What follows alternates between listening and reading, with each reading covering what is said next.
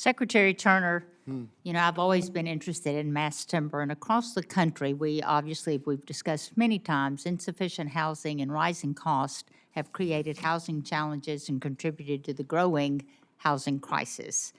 Tackling housing affordability successfully requires producing more housing, which in turn involves a combination of local zoning decisions as well as scaling up the use of non-traditional building materials, especially when it comes to the use of mass timber. Mass timber multifamily housing is demonstrating an ability to lower construction cost and reduce the time it takes to build, which makes an ideal approach for helping increase affordable housing production throughout the country.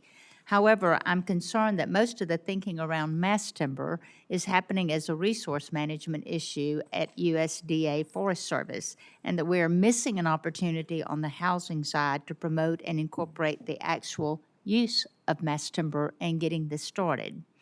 Mr. Secretary, how can HUD better collaborate with the Forest Service, university research, State Forest Commission, and mostly important, builders and developers to make mass timber multifamily housing a more mainstream building choice? Well, thank you, Chairwoman Hyde-Smith. And as you know, I'm familiar with the mass timber, the CLT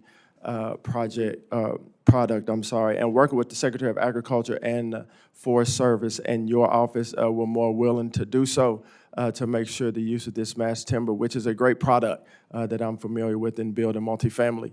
So happy to hear your suggestions and working with USDA and our Forest Service program. Thank you for that. And I, like you, was very proud to join the First Lady in supporting the housing needs of youth exiting foster care so they're not forced into homelessness. We've seen this so many times across college campuses and many other places.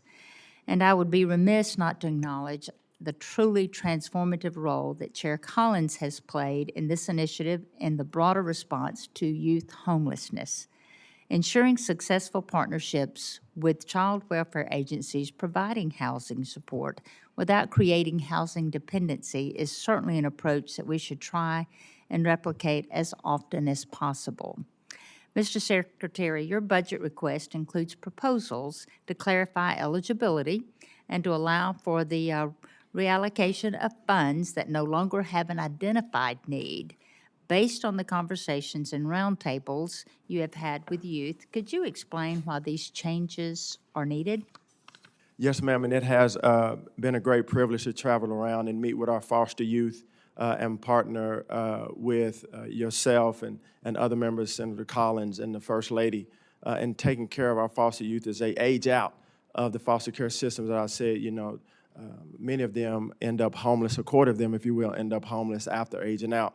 And so we want to make sure that those foster youth that are in need of these housing vouchers to land on their feet have them. Every state is different. Some states use more, some use less, as you know. But we have been working in great collaboration across the country and continue to work with your office and the First Lady to make sure that our foster youth are taken care of. Thank you for that. And Mr. Secretary, as you know, successful affordable housing projects often need to take advantage of multiple funding and financing resources to get the overall picture done. There's many ways to get there, and it can look different in every circumstance.